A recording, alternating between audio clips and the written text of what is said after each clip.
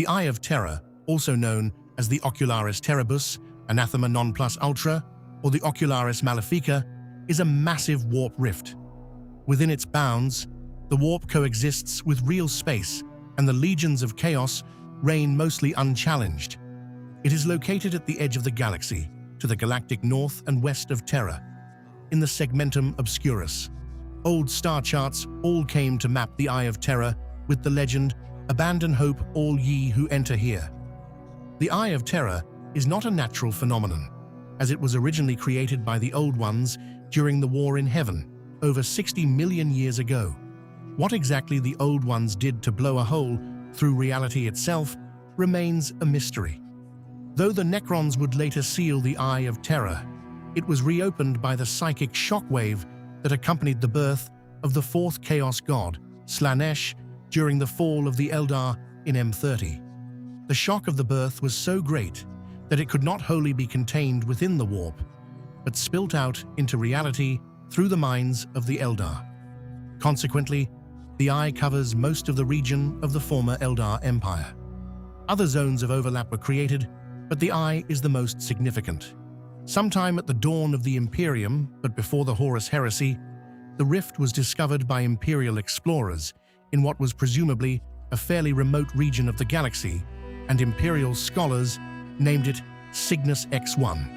The Eye didn't come into prominence until it was later discovered by the word-bearers, who had arrived officially for conquest, but actually on a personal mission for renewed faith. Drawn to its chaotic energy, it was here that they discovered the primordial truth and became the first traitor legion. It would later be visited by the Emperor's children and the Iron Warriors, intent on an expedition within the Eye in search of the Angel Exterminator Xenos superweapon. Before embarking upon this journey, Perturabo had formally named it the Eye of Terra. For the traitor legions, the Eye of Terra has been their exile, sanctuary, and safe haven for 10,000 years, from which they strike out at opportune, seemingly random moments. The Eye is also a sanctuary for the most heretical renegades, fugitives of imperial justice, and traitors throughout the galaxy, and all are welcomed as fellow enemies of the Emperor and the Imperium. As for traveling through the Eye, one will first notice a gradual increase in the distorting and mutating effects of the warp. In terms of optical appearance, the rift has a nebulous violet sheen, with streaks of red, purple, and blue. Ships traveling too close to the Eye can be thrown far off course, or even be caught in temporal whirlpools, which can carry them backwards or forwards in time, or trap them in limbo forever. This trend culminates in a wall of powerful warp storms that effectively separate the inside of the Eye of Terra from the outside, as travel through them is next to impossible. Any attempts to cross these warp storms with any semblance of an organized fleet are doomed to begin with, as the storms scatter the ships in all directions. Though possible to cross over, it was not unusual for Chaos warbands returning to the Eye of Terra to take up a resting period at a safe distance from these warp storms before they continued their travel through these warp storms into the Eye proper. The only safe and reliable opening in this barrier was the Cadian Gate. For several thousand years, the imperial fortress world of Cadia held this stable gateway into the Eye. Consequently, it was the most fortified and militarized world in the Imperium, the first line of defense against incursions by Chaos into real space. The exact cause of Cadia's warp-nullifying properties was never discovered. However, it was possibly tied to the planet's many blackstone pylons of unknown origin. Regardless, behind this wall of warp storms lies the inside of the Eye of Terra. Here, there are warp storms as well, but also areas where the influence of the warp is faint, though never completely gone. In this region, the warp and reality crisscross and are constantly shifting, though some areas remain constantly filled with warp storms or constantly calm, allowing more permanent chaos settlements. Additionally, as the warp runs in currents and waves, there are several dead zones where certain currents of the warp end. If a space hulk is adrift in the warp and gets caught in one of these currents, it gets washed ashore in one of these dead zones in the Eye, where it can be claimed by enterprising warbands. In general terms, the influence of the warp gets stronger and stronger the closer you get to the center of the Eye of Terra, and even the most basic laws of nature begin to lose all meaning. When one finally reaches the very center, there is pure warp, and survival becomes almost impossible. Thanks to the nature of the rift, it is virtually impossible to make a map of the Eye of Terra. Objects, planets, and stars change their positions, disappear, or transform into something else.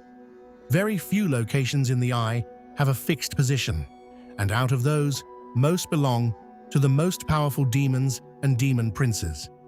The few others are hotly contested for their strategic value. One such location is the Pyrrhus Nebula, which is the site of a major Black Legion base. Within the inner eye, space is filled with all sorts of disturbing phenomena, such as transparent curtains being suspended in mid-space, or faces and shapes appearing out of nowhere and disappearing again. Hailstorms of bloody skulls, fang-toothed tornadoes, crashing tsunamis of energy, hungry ghost suns, and other suns which move and arrange into ever-new constellations, sometimes a giant face, sometimes elongated across impossible distances. Merely being inside the Eye of Terra is already extremely dangerous, though, ironically, a violent death at the hands of servants of the dark gods is one of the lesser worries. The main danger is the corruptive influence of the warp itself. Laws of nature become unreliable, and the warp distorts flesh, soul, and matter. For example, on Medrengard, the sky is blindingly white, and the sun is black. On Drakasi, there is an ocean filled with blood instead of water, and it extends via rivers of blood deep in the land. The planet Sublime is frozen in time mid-explosion.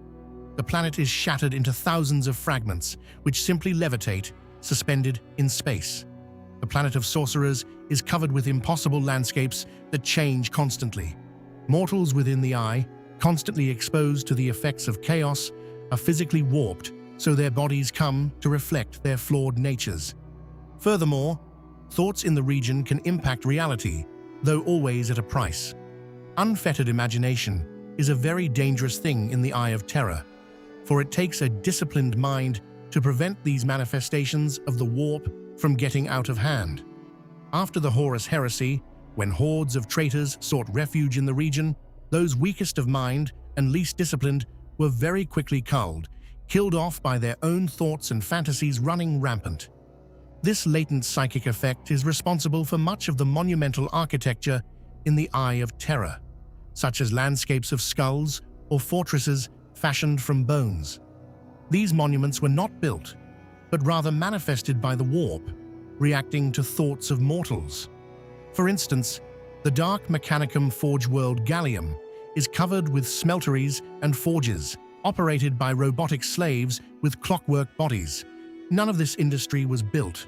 Rather, it was the character of the dark Mechanicum and iron warriors that ruled this planet that subconsciously coaxed the warp into transforming the original landscape. Thanks to the incorporeality of the region, demons can manifest easily. Weaker demons are born regularly in the Eye of Terra from emotional events such as suffering or murder. They are neither particularly intelligent nor strong, and some aren't even particularly evil. But most are a dangerous nuisance akin to local wildlife, and usually are not even worthy of being bound into service.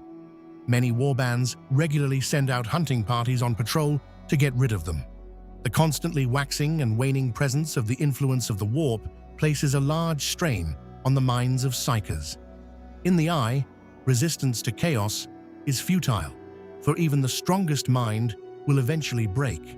Rather, psychers need to learn to let their mind flow with the warp instead of pushing against it. Humans in the Eye of Terra, be they faithful cultists or mere slaves, are no more than the playthings of the demons, warbands, and the chaos gods. For the glory of chaos, they undertake gargantuan, but nevertheless pointless projects. For example, they may get divided up into armies and sent to fight each other, form giant religious ceremonies, build pointless monuments, or waste away with utterly useless work, such as cataloging and categorizing grains of sand. Some, however, slave away at rather predictable, though not at all comfortable or safe lives in service to a warband or as workers in a forge. Beyond the fortresses of Chaos Space Marines and the Dark Mechanicum, the Eye of Terra is full of mortal human and Xenos settlements of all kinds of cultists. Additionally, there are various kinds of mutant tribes and mutant hordes, ranging from primitive and feral up to those who have their own spaceships. Beastmen are also widely spread and can be found in various breeds, loyalties, and faiths on various planets. Many warbands of chaos face shortages of ammunition, spare parts, energy, and slaves because there is no organized industrial infrastructure in the region, in contrast to the industrial support loyalist Space Marine chapters get from the wider Imperium. Even if a warband is lucky enough to control a planet in the Eye with a semblance of industry and means of production, they must constantly defend it against rival warbands seeking to raid and conquer. The denizens of the Rift are in a constant state of war with each other for reasons such as supplies, territory, and clean drinking water, or sometimes simply for the sake of power, pride, and glory. What industry does exist in the region is primarily under the control of the Dark Mechanicum. They control various forge worlds in the Eye, where they produce and sell all kinds of war supplies, up to and including warships and Chaos Titans. However, the Dark Mech are by no means unified, and like the rest of Chaos, are splintered into countless tiny domains, divided by bitter disputes. Still, their industry is extremely valuable for the denizens of the region. This is in large part because technological devices often do not work properly inside the Eye of Terra, suffering from a variety of malfunctions due to the corrupting influence of the warp. This is the reason why Chaos Space Marines so willingly pay the high price necessary to buy or construct a demon engine. It is the only kind of technology that works reliably in the Rift. Additionally, the strong presence of the warp in the region allows for the construction of truly unique inventions that cannot be made anywhere else. There are several psychically active alloys which are used in sorcery and which can only be found in the region. Damned craftsmen regularly produce everything from poisons to voidcraft, using materials and techniques physically impossible in the rest of the galaxy. Beyond raw industry, there is also no large-scale agriculture that could feed a larger slave population. For people in the Eye of Terra, it is not unusual at all to feed on plants mutated by the warp, or to eat the dead. Some hunt mutants for food, and some Chaos Space Marines even hunt feral, independent mutant tribes who are not in service to some master, for sport and for food. Any actual food must be, like other supplies, raided and brought back from the wider galaxy. To facilitate the region's supply-driven economy, there are several large-scale trading hubs, which are generally respected as neutral territory where violence is frowned upon. Here, the various forces of chaos can barter for resources they've created or taken. Assembling an army is not difficult in the Eye of Terra. Many servants of chaos do not care much for whom they fight or why. All they care for is to gain more power for themselves by taking opportunities for murder, plunder, and glory. Espionage is a basic fact of life in the Rift, and it is extremely difficult to keep major events a secret. As a result, societies in the Eye are rife with word-of-mouth, legends, stories, and rumors, even amongst the lowest ranks of society. And if you are in want of information on the most esoteric and dangerous of topics, there are seers, sorcerers, and other specialists available for hire, though at quite a price. The most mysterious of mercenaries in the region are known as the Warp Ghosts. These are an enigmatic and extremely secretive warband of Chaos Space Marines that rents out their services as ferrymen through the otherwise turbulent storms of the region. They are capable of navigating even the most dire of warp storms by somehow finding calm pathways through them. They have been known to take payment in psychers, artifacts, and supplies. Some of the only non-chaos interlopers in the Eye of Terra are the Eldar. This is primarily because the region was formerly the heart of the Eldari Empire, and thus is littered with crone worlds. These planets, formerly major Eldar settlements, now lie in ruin, infested with chaos. They are the only place in the galaxy to collect spirit stones, the almost mythological gems that are used by Eldari to save the souls of the dying from Slanesh and to power much of their arcane technology. Though there were webway portals to the region from the Eldari Empire, virtually all have been overrun by chaos or outright destroyed. As a result, the Eldar rely on smaller, stable gateways outside of the Cadian Gate, the existence of which is a secret to even the Imperium. Though the mission is perhaps one of the most dangerous jobs in the galaxy, Eldar Rangers of the Path of the Outcast, as well as Spirit Seers, will venture through these stable lanes, effectively into Hell itself, to harvest these crucial stones, exterminating any warp spawn they find along the way. As a final note, though Cadia held for 10,000 years, Abaddon the Despoiler was finally able to dislodge the Imperial cordon at the end of M41 by literally destroying the planet. Since then, the Eye of Terra has been unshackled and spilled out into the Great Rift, a titanic warp rift that bisects the galaxy.